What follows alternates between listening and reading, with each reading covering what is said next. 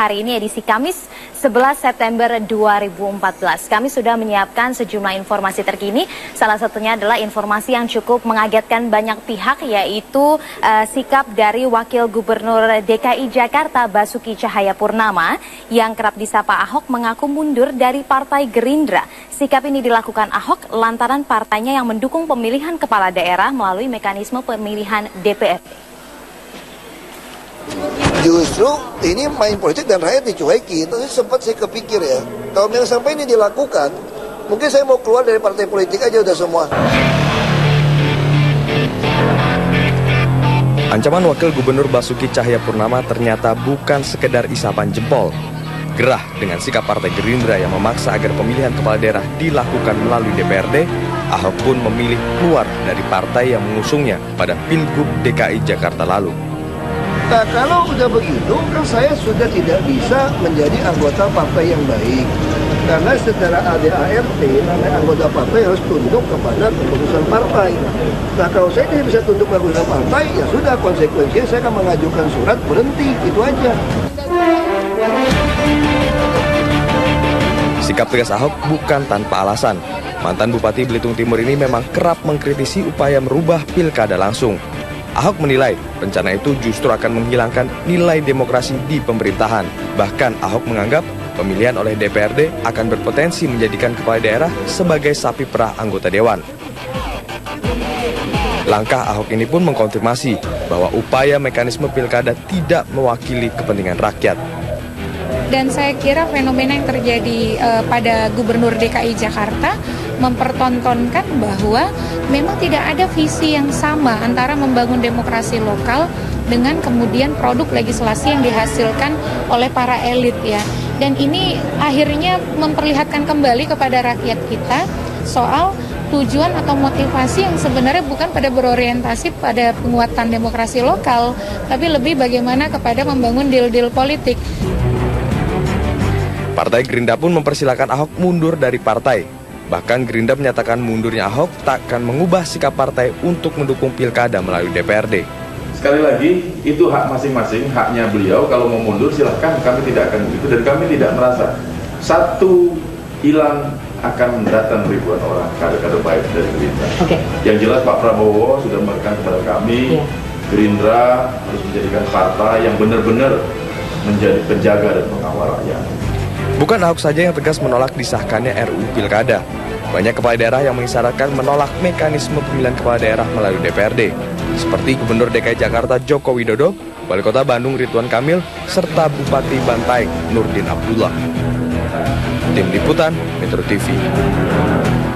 Ya, lalu bagaimana tanggapan dari Partai Gerindra sendiri terkait dengan pengunduran diri Ahok? Ternyata Partai Gerindra menyebut bahwa Ahok tidak tahu berterima kasih terkait keputusannya mundur dari pengurus Partai Gerindra. Namun di sisi lain, sebagian pihak justru menilai bahwa keluarnya Ahok ini bisa berdampak negatif bagi Partai Gerindra karena Wakil Gubernur DKI Jakarta ini adalah salah satu kader terbaik. Mundurnya Ahok dari Partai Gerindra tidak banyak disesalkan oleh pengurus Partai Gerindra. Sebab Ahok dianggap bukan kader istimewa dari partai berlambang kepala Garuda itu. Ketua DPD Gerindra Muhammad Taufik bahkan memandang sikap Ahok ini sebagai sikap tidak tahu berterima kasih. Dia keluar dari partai karena usulan Gerindra pemilihan kepala daerah dilakukan oleh DPRD. Ini kan sekarang baru keputusan partai. Manakala tanggal 25 September menjadi keputusan bangsa, ada nggak konsekuensinya harusnya? Kalau dia nggak setuju lagi, dia keluar aja dari bangsa ini dong. Atas tudingan ini, Ahok mengaku tak gentar. Makanya saya bilang ini mengganggu nurani saya. Saya katakan saya tidak mau jadi kepala daerah kalau saya masih tanggung jawab sama DPRD. Nanti kita lihat aja. Makanya saya bilang ini 3 tahun ada tontonan menarik. Pak, itu kan berarti kan program unggulannya pelajaran bahwa kalau DPRD punya nurani, nggak mungkin dia kerjain kepala daerah yang punya nurani kerja berakyat. Pengamat politik Victor Silayan menilai langkah Ahok ini justru akan memperburuk citra Partai Gerindra. Karena sebelumnya Gerindra kerap membanggakan Ahok sebagai wakil gubernur DKI Jakarta. Yang melamar Ahok itu siapa? Gitu. Dalam arti Ahok bukannya minta-minta datang ke Gerindra untuk jadi calon wakil gubernur waktu itu, tapi Prabowo yang minta Ahok untuk menjadi calon wakil gubernur dipasangkan dengan Jokowi gitu. Jadi kalau Ahoknya sendiri keluar nanti ya Gerindra yang rugi. Ketegangan Ahok dengan Partai Gerindra bukan kali ini saja terjadi. Ketegangan semakin memuncak terkait RUU Pilkada. Ahok tidak sependapat dengan sikap politik Partai Gerindra yang mendukung Pilkada melalui DPRD. Mantan Bupati Belitung Timur itu juga mengeluarkan pernyataan partainya inkonsisten. Tim Liputan, Metro TV. Ya, pengunduran diri Ahok sebagai kader Partai Gerindra ini merupakan salah satu akibat dari perdebatan RUU Pilkada di DPR. Pengamat menilai perbedaan pandangan yang berujung pada pengunduran diri kader potensial ini merupakan cermin demokrasi pusat yang tidak memperhatikan aspek demokrasi lokal. Perdebatan mengenai mekanisme pemilihan kepala daerah dalam RUU Pilkada memanas. Keputusan Partai Koalisi Merah Putih yang mendukung opsi pemilihan kepala daerah melalui mekanisme politik di DPRD dinilai lebih kental dengan motif politik ketimbang kemaslahatan publik. Panjangnya perdebatan itu bahkan membuat Wakil Gubernur DKI Jakarta, Basuki Cahayapurnama atau Ahok, akan mengundurkan diri sebagai kader Partai Gerindra. Ahok mengakui perbedaan pandangannya terhadap putusan partai dalam RUU Pilkada membuatnya siap mengambil resiko. Nah, kalau dibilang biaya sosialnya lebih parah, di DPRD juga ribut, rakyat akan kecewa.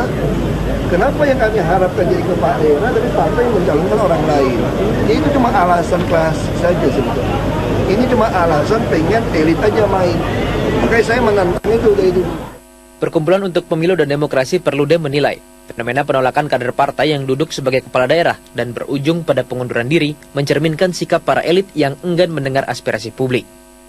Dan saya kira fenomena yang terjadi pada Gubernur DKI Jakarta mempertontonkan bahwa memang tidak ada visi yang sama antara membangun demokrasi lokal dengan kemudian produk legislasi yang dihasilkan oleh para elit ya. Dan ini akhirnya memperlihatkan kembali kepada rakyat kita soal tujuan atau motivasi yang sebenarnya bukan pada berorientasi pada penguatan demokrasi lokal, tapi lebih bagaimana kepada membangun deal-deal politik. Sebelumnya, sejumlah kepala daerah lain dari Koalisi Merah Putih, diantaranya Ridwan Kamil dan Bima Arya, juga telah mengutarakan perbedaan pandangan terkait keputusan partainya dalam RUU Pilkada. Tim Liputan, Metro TV. Ya, sementara itu Ketua DPP PDI Perjuangan Trimedia Panjaitan mengatakan pengunduran diri Wakil Gubernur DKI Jakarta Basuki Cahayapurnama atau Ahok dari Partai Gerindra mencerminkan sikap sebagai figur yang mengedepankan kemajuan demokrasi. Trimedia juga menilai visi Ahok sejalan dengan apa yang diusung oleh PDI Perjuangan. Pintu PDI Perjuangan pun terbuka apabila Ahok hendak bergabung. Pertama tentu kita surprise ya. Dan kedua itu menunjukkan bahwa Pak Ahok ini memang niatannya itu ada kemajuan demokrasi yang selalu kita capai. Proses politik yang akan bicara ya. Paling tidak spirit Pak Ahok ini ternyata sama dengan spirit dari PDI Perjuangan. Ada magnet yang kami bisa bertemu. Setelah jeda berikut ini kami akan menghadirkan wawancara yang sudah kami rekam sebelumnya bersama dengan Ralph Tampu Bolon di Balai Kota DKI Jakarta. Ralph mewawancarai Wakil Gubernur DKI Basuki Cahayapurnama atau Ahok terkait pengunduran diri dari Partai Gerindra.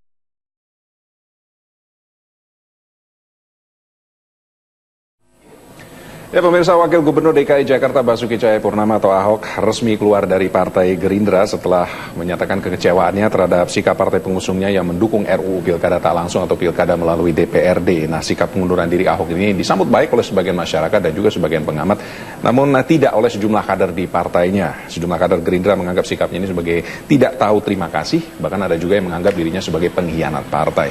Lalu bagaimana tanggapan Ahok terhadap reaksi keras dari mantan partainya ini, dan juga bagaimana rencana perjalanan politik Ahok ke depan?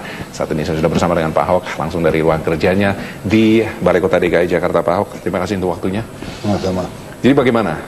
Langsung saja, lega, bahagia, ya, sedih bercampur was-was atau biasa aja? Saya pikir ini sebuah perjalanan politik saya yang konsisten. Saya dulu masuk ke politik kan karena saya melihat saya tidak mampu membantu rakyat miskin. Itu yang bapak saya katakan. Orang rakyat miskin mau berobat, mau sekolah, datang ke rumah saya nggak bisa bantu. Bapak saya bilang kalau 1 miliar kita bantu orang miskin 500 ribu, 2 ribu habis. Lalu kita mulai membantu partai politik untuk bisa merubah. Tapi apa yang terjadi? Pemilihan bupati-bupati yang terus harus lewat DPRD hanya menghasilkan bupati harus menservis DPRD. Bapak saya ini dari dulu adalah salah satu tokoh Golkar di Belitung Timur. Saya melihat itu langsung. Makanya ketika bapak saya meninggal, ketika saya tidak sanggup lagi menolong masyarakat, saya juga berpikir saya akan ikut partai baru, ikut PIB, partainya menang, partai menang lalu memilih seorang PNS yang baik jadi bupati yang baik untuk memberikan jaminan sosial. Tapi yang terjadi partai juga kalah karena rakyat juga udah pintar, nggak percaya siapapun. Nah dia butuh panggung politik. Nah beruntung saya dapat kursi sisa, saya duduk di panggung politik itu. Nah setelah 7 bulan saya juga frustrasi waktu itu. Tapi saya bersyukur kemudian pemerintah menyadari, para tokoh politik menyadari kalau DPRD yang memilih, maka yang terjadi masa bodoh dengan rakyat. Orang tidak mau kenal rakyat. Bupati hanya keluar kota, keluar negeri bersama-sama dengan DPRD. Nah ketika ada pemilihan langsung, saya coba ikut. Padahal di sana waktu itu fraksi Bulan Bintang itu menguasai 55%. Jadi total mayoritas nih. Kalau pemilihan langsung, tidak langsung pasti mereka yang jadi bupati. Tapi karena ada pemilihan tidak langsung, saya hanya memiliki 10% kursi di DPRD waktu itu. PIB iya. Ya? Dan Belitung Timur yang mayoritas 93% Muslim, yang tahun 55 Masyumi malahan yang menang tahun 55, itu memutuskan memberikan saya 37,13% suara. Jadilah saya bupati. Sejak itulah orang Belitung Timur bisa tahu namanya berobat itu. Asal mau ke puskesmas dan di kelas 3 saya tanggung sampai kirim ke Jakarta. Sekolah sampai SMA yang pintar saya kirim kuliah. Muazin saya hajikan. Yang namanya guru ngaji saya kasih gaji. Mereka syok, kok bisa uang begitu sedikit? Hot mix semua sampai ke kampung. Kenapa bisa? Saya bilang karena saya tidak curi uang. Karena saya tidak mempertanggungjawabkan tiap tahun kepada DPRD. DPRD mayoritas saya lawan. Orang saya dipilih rakyat kok, Anda nggak bisa mecat saya. Nah selama saya jujur, kenapa saya yakin bisa melawan DPRD yang mayoritas? Karena kan setiap anggota DPRD kan punya hati nurani. Masa kita bekerja buat rakyat? Kalau hati nurani kan tidak membedakan suku, agama, ras, etnis. Kalau hati nuraninya sama, pasti akan bicara kemanusiaan. Ini rakyat udah terlalu lama menderita. Nah itu terjadi. Lalu kemudian kenapa saya rela meninggalkan Golkar, DPR RI? Saya kan 2,5 tahun di DPR RI. Ketika Gerindra menawarkan kepada saya mendampingin seorang Jokowi. Dan pada saat itu Gerindra pun nggak pasti bisa menyalonkan saya loh. Karena dia hanya punya 6 kursi. Dia mesti meyakinkan PDIP 11 kursi. Itu pun melawan Pak Fauji Bowo yang udah dikumpulkan semua partai. Kalau pakai DPRD pasti kalah. Nah kenapa Gerindra dan yakin bisa ada harapan menang? Karena rekam jejak dan pilkada langsung. Nah tapi waktu itu saya ada resiko loh. Apa resiko saya? Kalau ternyata Gerindra tidak berhasil meyakinkan PDIP, saya udah dipecat Golkar. Nah kenapa saya mau membayar harga ini dengan mahal? Karena saya yakin Jakarta ini adalah tontonan yang paling baik untuk membuktikan pilkada langsung Anda punya kesempatan mendapatkan yang terbaik. Bukan permainan paham-paham dari DPRD. Nah lalu apa yang terjadi Gerindra waktu itu? Bisa tanya sama Gerindra. Mereka pun ragu mencalonkan saya. Karena saya ini double minoritas, triper. Udah turunan Tionghoa, Kristen, dari Belitung lagi. Orang kampung kecil mana bisa. Kalau dari Jawa mungkin masih ada bisa jual etnis gitu ya. Jadi mereka pun mengusulkan 2 nama. Siapa yang diusulkan? Deddy Miswar. Jadi antara Jokowi Deddy Miswar atau Jokowi Ahok. Kenapa Deddy Miswar? Muslim, aktor, Betawi. Nah itu yang terjadi gitu loh. Nah saya kenapa masih tetap rela juga keluar. Udah tahu saya ini cuma cadangan gitu loh. Nah saya hanya mau membuktikan bahwa pilkada langsung ini bisa laku tanpa keluar uang, tanpa perlu nyogok besar, asal Anda memiliki rekam jejak. Saya ini punya rekam jejak baik di DPR maupun di bupati. Nah itu yang terjadi di kita. Lalu kalau saya tidak terima kasih, Oh, saya sudah terima kasih dengan perjuangan bersama. Terima kasih saya itu apa? Anda tugaskan saya kerja dengan baik, tidak mencuri uang, kerja pagi sampai malam. Saya lakukan nih 2 tahun di sini. Tiap hari bangun 4:30, pulang malam. Saya lakukan, Sabtu Minggu masih ke kampung. Saya udah hidup bukan buat saya lagi, udah. Saya udah hidup buat PKI kok, sesuai partai mewakafkan saya. Ya saya lakukan. Anda dapat nama. Lalu hari ini Anda melakukan sesuatu perubahan. Ya saya juga harus taat kepada partai politik sesuai ADART. Harus mendukung semua putusan partai. Masalahnya ini sesuatu yang bertolak belakang dengan kenapa saya masuk ke politik. Kalau saya masih terus memaksakan ikut Gerindra, harus patuh sebagai anggota partai, berarti saya melacurkan diri dong. Berarti saya ini saya bukan manusia menurut saya. Saya sudah tidak punya nurani. Berarti saya hanya mengejar kekuasaan. Dan lagi pula 2017 kan udah bangun nih koalisi merah putih nih. Logikanya bisa saya tetap jadi gubernur dong. Ngapain saya ribut? Tapi persoalannya di substansi. Saya tidak mau jadi budak anggota DPRD. Saya hanya mau jadi budak rakyat. Yang 50% plus 1 ya. Bukan semua rakyat yang nggak benar. Saya hanya mau taat sama konstitusi. Jadi saya katakan, saya dicalonkan kembali pun kalau pemilihan oleh DPRD saya menolak. Kalaupun terpilih oleh DPR? Iya, tidak mau. Karena saya tiap tahun akan servis mereka. Baik. Berikutnya nanti akan saya tanyakan mengenai tanggapan Pak Ahok terhadap reaksi keras dari Partai Gerindra pasca penerimaan atau pasca mereka menerima surat pengunduran diri dari Anda sesaat lagi.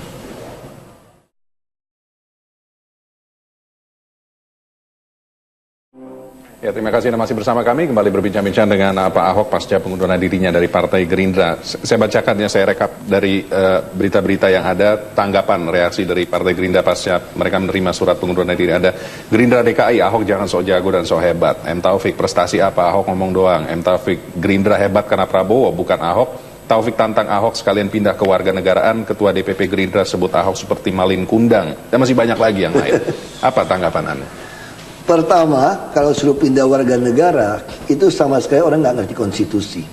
Harusnya dia nggak boleh jadi anggota DPRD, apalagi jadi wakil ketua DPRD DKI.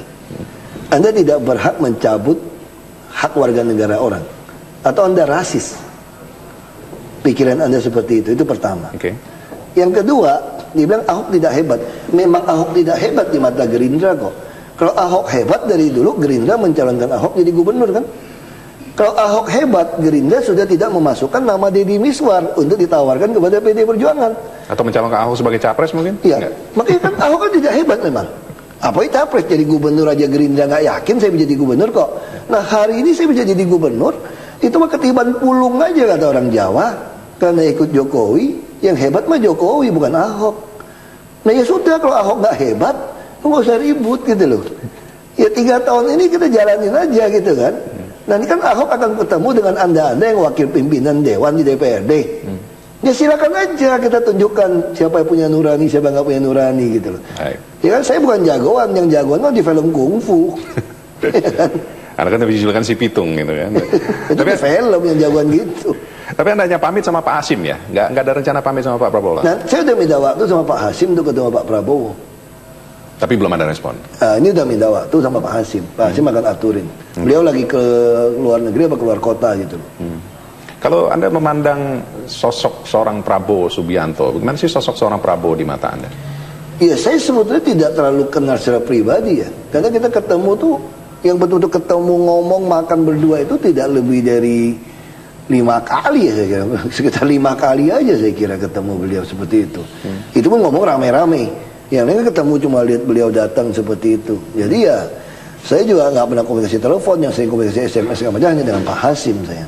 Atau lewat Oni, Pak Oni ketua fraksi Gerindra dulu. Lalu apa sih sebenarnya?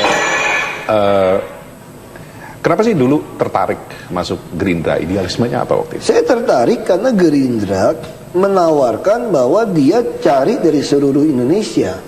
Mereka yakin bahwa rakyat itu sudah kehilangan kepercayaan kepada politisi.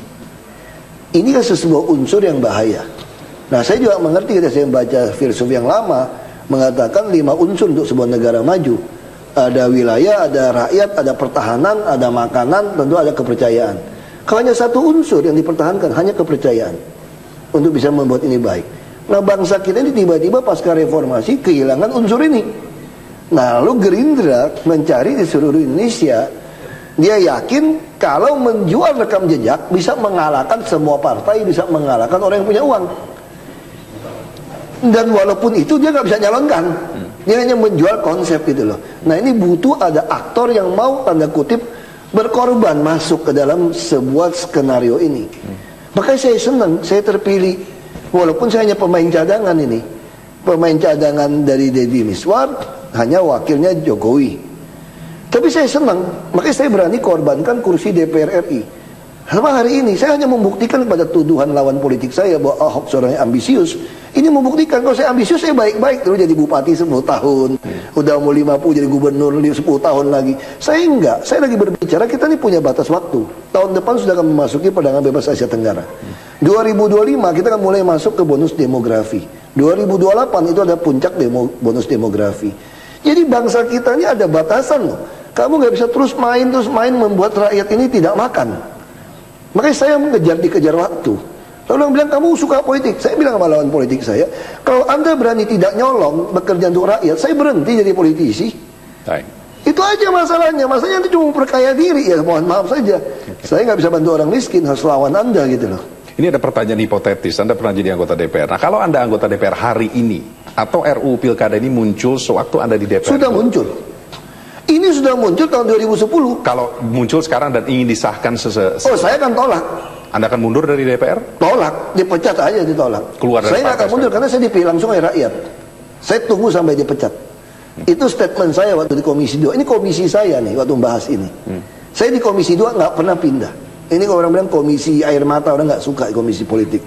Saya di situ 2,5 tahun dan di Badan Legislasi, saya tegaskan, saya malah mau masukkan satu pasal untuk revisi Undang-Undang Pemilu Kada. Sampai saudara Ray Rangkuti, dia mengatakan ini pasalnya Ahok nih. Kenapa bilang pasal Ahok? Saya ingin revisi Undang-Undang Pemilu Kada memasukkan pasal pembuktian terbalik. Jadi siapapun ingin jadi pejabat bukan cuma melaporkan hartanya, tapi harus bisa membuktikan hartanya dari mana. Itu ada dasar hukumnya. Udah tanda tangan Pak SBY diratifikasi konvensi PBB melawan korupsi. Undang-Undang nomor 7 tahun 2006. Ada prinsip illicit enrichment. Ketika seorang pejabat publik hartanya bertambah, tidak bisa membuktikan dari mana dengan gaya hidupnya, disita buat negara. Jadi harusnya memasukkan pasal ini. Jadi siapapun mau jadi pejabat, diperiksa. Kalau kamu tidak mau, ya sudah kamu nikmatin. Itu rekonsiliasi nasional. Tapi kita ingin lapangan tanding ini rata. Masa mantan koruptor disuruh lawan orang yang akademisi atau rohaniawan atau aktivis yang jujur, PNS yang jujur, nggak menang dong. Ketika penghasilan rakyat kita masih di bawah $2 lebih dari setengah penduduk Indonesia. Nah dia harus bikin sistem. Bukan soal dibuat pemilu kada. Kalau dia kan cuma pikirannya apa? Daripada bayar 10 juta orang berat, mendingan piara 100 orang. Itu berarti nggak ada substansi niat Anda mewujudkan keadilan sosial. Ini cuma bagi-bagi duit aja gitu loh. Makanya saya melawan. Jadi Anda siap menanggung resiko politik apapun juga dengan keluarnya Anda? Ini sudah saya buktikan. Sudah saya buktikan. Saya atau sudah ada mau, pihak tertentu yang menjamin semuanya akan aman nggak? Mau jaman aman gimana? Dari dulu juga saya ini kok. Kata anak saya tuh, bapak ini kayak cowboy lonely ranger saja, dia bilang. Ya sudah, mau apa? Ini resiko politik yang sudah tempuh. Saya cuma yakin orang yang punya nurani pasti sama dengan saya. Kalau ada nurani untuk wujudkan keadilan sosial ya. Tidak munafik kalau Anda sadar bahwa sekarang banyak anggota DPRD, tentu oknum juga ya, yang tidak bisa membuktikan hartanya dari mana. Kalau saya punya kekuasaan, saya periksa semua anggota DPRD maupun DPR RI. Oke, baik. Anda harta Anda dari mana asalnya? Bayar pajak atau tidak? Baik. Itu aja bagi saya gitu. Lalu bagaimana rencana politik Ahok ke depan? Nantikan sesaat lagi.